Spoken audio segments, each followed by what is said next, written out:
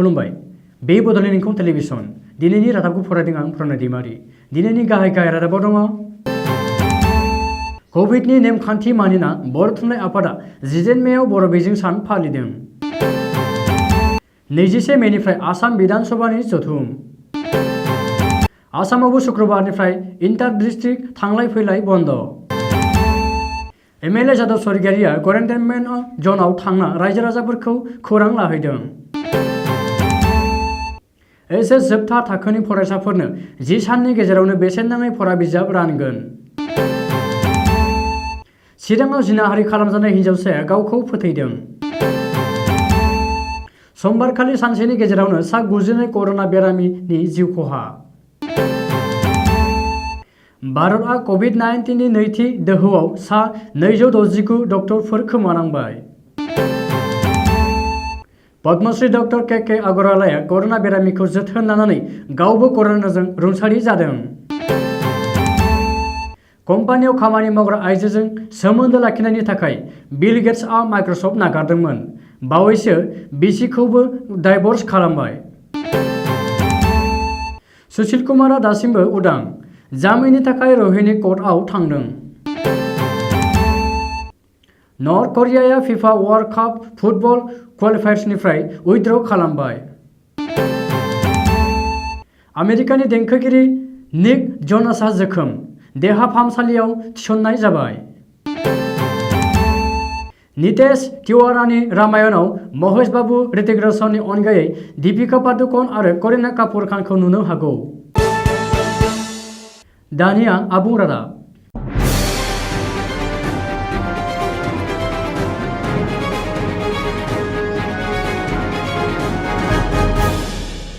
दिनै 18 मे बर' बिजों सान। मिरु बर' थुनलाइ आफादनि मावख'आरि बिथोन बादियै गुबुन गुबुन जिल्ला आरो गुदि बर' थुनलाइ आफादा 18 मे मंगलबारखालि लकडाउननि नेमखान्थिखौ मानिनानै बर' बिजों सान फालिदों। बिजनी जिल्ला बर' थुनलाइ आफादा गागि आफादगिरि डक्टर गोगोम ब्रह्म कछारीनि दैदेननायाव सोरखारनि खानानै होखानाय नेमखान्थि बादियै सुबुं जानथाय लाखिना मास्क गानना फुंनि 9 रिंगायाव आफादनि फिरफिलाखौ बिरहोदोंमोन। बे खाबुआवनो आफादगिरि डक्टर गोगोम ब्रह्म कछारीया फिरफिलाखौ बिरहोखांनानै गावनि सुंद' बिबुंथियाव बुंदों दि 1963 मायथाइ 18 मेनि सिगाङाव बर' बिजों गैयामोन। नाथाय बै समनि गोसो गुदुं बर' हारिखौ मोजां मोनफ्लेग्रा माखासे बर' दैदेनगिरिफोरा बर' थुनलाइ आफादखौ 1962 मायथाइनि 10 नभेम्बर खालि दानानै लाग्रोदोंमोन आरो 1963 मायथाइनि 18 मेआवनो बर' बिजोंखौ नारा-नाथा नाजाथाबनानै गुदि फरायसालियाव जागायहोजेनदोंमोन। बेनि सिगां बै समनि आसाम सोरखारा बर' राव आयदा महरैल' गनायथि होदोंमोन।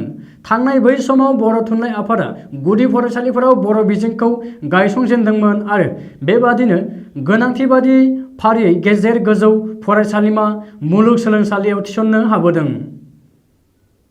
बेफोर गासिबो जिरायनाय गैयै खामानि मावबोनाय आरो नाजाथाबनायनि गेजेरजोंसो जाबोदों होननानै डक्टर कछारीया बुंदों। बेनि उनाव फुंनि 9:30 रिंगायाव लेङाइ आफादगिरि समिरन बसुमतारीनि दैदेननायाव मुंख्लंमोननो बिबार बावनाय जायो।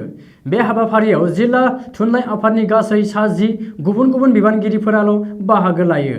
लोगोसे बिजनी दख'रा एबसुनि गाहाय नेहाथारि रमन बसुमतारीयाबो बाहागो लादोंमोन।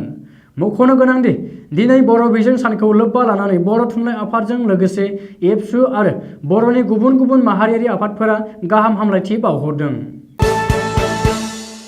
फैगौ 21 मे खालारनिफ्राय आसाम बिधान सभानि जथुम। डक्टर हिमन्त बिश्व शर्मानि दैदेननायाव मित्रजोट सोरखार दानायनि उनाव गिबि बिधान सभा जथुमखौ सानथामनि हाबाफारिजों हांख्रायनाय जादों।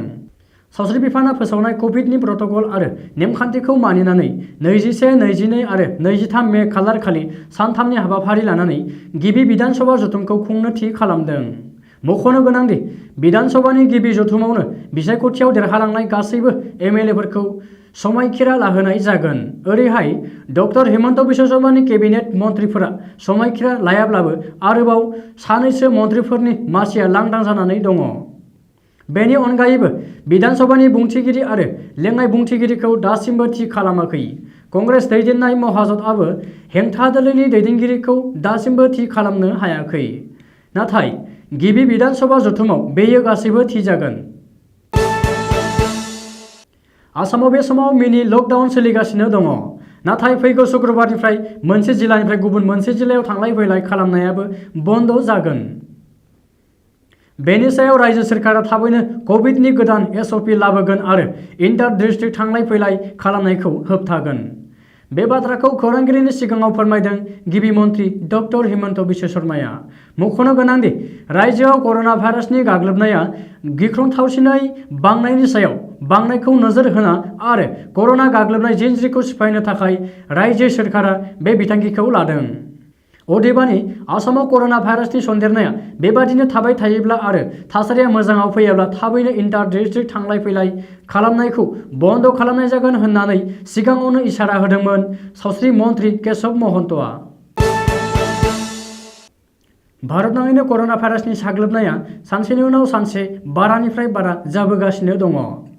करोना भाइरासनि साग्लोबनायजोंनो 32 नं दुधनै विधानसभा बियाबनि सिङाव थानाय सिमलितला बरबरि गामिनि गोबां सुबुंफोरनाव आनजाद नायनानै बांसिनावनो करोना पजिटिभ मोननायनि थाखाय ओनसोलखौ क्वारेन्टाइनमेन्ट जन महरै फोसावनाय जादोंमोन। जाउनाव ओनसोलनि रायजो राजाफोरा बायजोआव गलानिफ्राय जाग्रा आदार बायनो थांनो हायैलाय गोबां असुबिदायाव गोग्लैदोंमोन। बे खौरांखौ मोननानै दिनै 32 नं दुधनै विधानसभा बियाबनि गोदानै सायख'जानाय एमएलए जादब स्वर्गियारिया ओनसोलाव थांनानै खौरां लाहैनानै लोगोसे जाग्रा आदार रानना होयो। गोदानै देरहासार जानो हानाय एमएलए जादब स्वर्गियारिया दासिम समायखिरा लायाखैब्लाबो ओनसोलाव थांनानै खौरां लाहैना जाग्रा आदार रानना हैनायखौ रायजो राजाफोरा बरायनायजों लोगोसे साबायखर बावो। दुधनैनिफ्राय निउज बिउर बुद्धदेब खाख्लारिनि रिपर्ट। फैगौ 10 साननि गेजेरावनो एचएस जोबथा थाखोनि फरायसाफोरनो बेसेन नाङै बिजाब रानगोन। बेनि थाखाय रायजो सोरखारा लाहार फाहार खालामगासिनो दङ। बे बाथ्राखौ खौरांगिरि मेलाव बुंदों आसामनि सोलोंथाइ मन्थ्रि डक्टर रनज पेगुआ। मख'नो गोनांदि एचएस जोबथा आनजादाव सेथि थाखोआव उथ्रिनाय जायफोर फरायसुलिफोरा विधानसभा बिसायख'थिनि मडेल कड अफ कन्डाक्ट गोग्लैनायनि थाखाय मोननो गोनां स्कुटिखौ मोनाखैमोन बैसोर फरायसुलिफोरनोबो थाबैनो स्कुटि रानगोन। फैगौ 10 साननि गेजेरावनो स्कुटि राननाय हाबाफारिखौ जागायगोन होननानैबो सोलोंथाइ मन्थ्रिया खौरांगिरि मेलाव बुंथिदों। नोजोर होनो गोनांदि एचएस जोबथा थाखोनि फरायसाफोरा दासिमबो फरा बिजाब मोनजोबाखै। बेनि अनगायैबो हादरनाङै करोना भाइरासनि अलखद थासारिखौ नायनानै गासैबो स्कुल कलेजफोरखौ बन्द खालामनायनि जुनै फरायनायाव गोबां जेंनाजों सैनांदों। आसामाव फिन जिनाहारि खालामनाय मुगैथाव जाथाय। चिरां जिल्लानि रुनिकाटा पुलिस थानानि बेन्दोंआव थानाय बेंटल थुक्राझाराव जादों बे मुगैथाव जाथाया। मख'नो गोनांदि थुक्राझार हायार सेकेन्डारि स्कुलनि 10 थाखोनि फरायसुलि 16 बोसोर बैसोनि रिउल नार्जारिया गावनि गोसो थोनाय सेंग्रानो मबाइलाव सुइसाइड नट लिरहरना जिउ फोजोबना लानाय जाथायनि उनावनो बे मुगैथाव जाथाया सोराङाव फैदों। दुखुथिया हिन्जावसाया सुइसाइड नटआव लिरना गालांदों दि नों आंजों रायज्लायनाया दिनैनो जोबथा। गोसो दंमोन नोंजों संसार जानो, नाथाय जेबो राहा गैया आंहा थैनायनि अनगा। आंखौ गाज्रि खालामदों गुमैया, बेनिखायनो मा मोखांजों थांना थाबावनो आं। नोंनि दुखुथिया रिउल। आंखौ जेरैबादि खालामदों नोंसोरनि फिसाफोराबो आंबादि जानानै थैनांगोन, अब्लासो बुजि मोनगोन नों प्रबिन। बाय। एसएमएसखौ बयनोबो हर बाय। हिन्जावसाया लिरनाय सुइसाइड नटनिफ्राय रोखा जायोदि 1 नं सालबारि गामिनि अजय नार्जारि फिसाजो रिउल नार्जारिया बिगुमै आरो बेंटल कलेजनि बिबुंगिरि प्रबिन नार्जारिनि न'आव थाना फरायोमोन। नाथाय प्रबिना हिन्जावसाखौ खाबु लाना जिनाहारि खालामो आरो बे जाथायखौ सहायनो हायैयाव हिन्जावसाया गावखौनो फोथैनानै लायो। मख'नो गोनांदि बे जाथायनि दायनिगिरि लांसनिया प्रबिनखौ हमनानै गोख्रों साजा होनो थाखाय दाबि खालामदों एबसुजों लोगोसे ओनसोलनि गुबुन गुबुन समाजारि आफाद आरो गौथुमफोरा। सुलुङाव फोरमायथिनाय बादिब्ला प्रबिन नार्जारिखौ चिरां पुलिसआ हमबाय आरो बे समाव जेरा खालामगासिनो दङ। आसामाव सानसेनि गेजेरावनो करोनाजों जिउ गोमानाया समबारखालि गोदान रेकर्ड खालामदों। सावस्रि बिफाननि सुलुङाव फोरमायथिनाय बादिब्ला समबारखालि सानसेनि गेजेरावनो आसामाव सा 92 सुबुंफोरा करोना भाइरासनि गाग्लोबनायाव जिउ गोमादों। आसामाव गोदानै करोनाजों गाग्लोबजानाय बेरामिफोरनि हारआ बाङाइ जादोंब्लाबो जिउ गोमानायनि बिबाङा बांसिनदों। रिपर्टनि बादिब्ला समबारखालि आसाम नाङै 91,487 सा सुबुंखौ कभिड टेस्ट खालामनाय जादोंमोन। बेनिनो गोदानै 6,394 सा सुबुंनि देहाया पजिटिभ मोननो हायो आरो बेनि हारा सिगांनि रुजुनायाव खमसिन। दासिम आसामाव कर'नानिफ्राय उदां जानायनि हारा 85.73%। कभिड-19 नि नैथि दोहौआव भारत हादरा दासिम सा 269 डक्टरफोर खोमानांबाय। ओरैहाय कभिड-19 नि गिबि दोहौआव सा 748 खोमानांदोंमोन। दासिम गासै सा 1,000निबो बांसिन डक्टरफोरा कभिड-19 जों गाग्लोबजाना जिउ गोमानांबाय। इन्डियान मेडिकेल एस'सिएशनआ हादरनि रायजो डाटा फारिलाइनि गेजेरजों फोरमायदों दि डक्टरफोरनि गेजेराव बांसिनै बिहार आरो उत्तर प्रदेशआव खहा जादों। बिहाराव सा 77 डक्टरफोर जिउ खोमानांबाय। दिल्लीआव सा 22 डक्टरफोर। ओरैहाय उत्तर प्रदेशआव 37 डक्टरफोरा जिउ खोमानांबाय। कभिड-19 नि नैथि दोहौआव मुंख'नो गोनांदि भारत हादरा थांनाय 2020 मायथाइयावबो कभिड-19 नि गिबि दोहौआव गासै सा 748 डक्टरफोरनि जिउ खोमानांदोंमोन। ओरैहाय इन्डियान मेडिकेल एस'सिएशनआ बुंदों दि दासिम कभिड-19 नि गाग्लोबनायाव 1,000निबो गोबां डक्टरफोरा जिउ खोमानांबाय। भारतआव दायो सा 12 लाखनिबो गोबां डक्टरफोर दङ। गाहाय मन्थ्रि नरेन्द्र मदिआ मैया समबारखालि बुंदों दि भेक्सिनआनो गोबां डक्टरफोरनि गाहाय रैखाथि आरो 90% सावस्रि फाहामगिरिफोरानो गिबि द'जखौ लाखांबाय।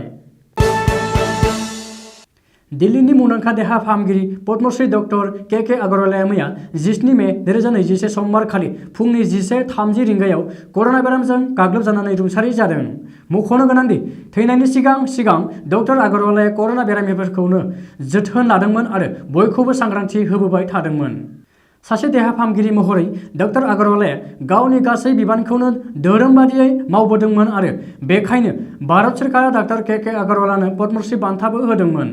आथिखालाव गोबाङानो डक्टर आगरवालानि अबथिरा रुंसारि जानायाव गोबां दुखु मोननाय फोरमायदों। 5 सेप्तेम्बर 1952 मायथाइयाव जोनोम मोननाय डक्टर के आगरवालाया 17 मे 2021 आव 63 बोसोर जास्लाबैयावनो रुंसारि जानांनाया हादोरनि थाखाय जोबोर खहा जाबाय होनजायो। माइक्रसफ्टनि गायसनगिरि बिल गेट्सआ कम्पानियाव खामानि मावग्रा आइजोजों सोमोन्दो लाखिनायनि थाखाय माइक्रसफ्टखौ नागारदोंमोन आरो बावैसो सिगां बिसि मेलिन्डा गेट्सखौ डाइभर्स होबाय। निउयर्क टाइम्सनि रबिबाराव फैनाय रिपर्टआव बुंनाय बादिब्ला बिल गेट्सआ खामानि थिलिआव गावनि मावनायजों बिब्दि थासारि सोमजिहोदों, बेनि थाखायनो सोंथि दैखांदों। बबेखानि बिल गेट्सआ माइक्रसफ्ट आरो गावनि फाउन्डेसनाव खामानि मावखांनाय खायफा आइजोफोरजों सोमोन्दो लाखिनो थाखाय नाजायोमोन, बबेखानि अफारिं खालामोमोन। द वाल स्ट्रीट जार्नालावबो बिल गेट्सआ खामानि मावग्रा आइजोफोरजों सोमोन्दो लाखिनायनि बाथ्रा बुंदों। बेनि सायाव कम्पानिनि बर्ड सोद्रोमाया 2019 आव मोनसे ला फर्मजों बेनि सायाव गोथौवै नायबिजिरहोनाय जायो। बेनि थाखाय बिल गेट्सआ कम्पानिनिफ्राय ओंखारदोंमोन। बेनिफ्राय बिल गेट्सआ पाब्लिक वेलफेयार वर्कआवसो गोसो होनायनि बाथ्रा बुंदोंमोन। बबेखानि बेफोर सोमोन्दो लाखिनाया 20 बोसोर सिगाङावसो जादोंमोन होनना सासे आइजोआ बुंथिदों। बावैसो सिगां गावनि बिसि मेलिन्डा गेट्सखौ हाबानि 27 बोसोरनि उनाव डाइभर्स होबाय। मिथिनानै मोननाय बादिब्ला बिथांमोना फैबाय थानाय समाव जयै थानाय नंलिया।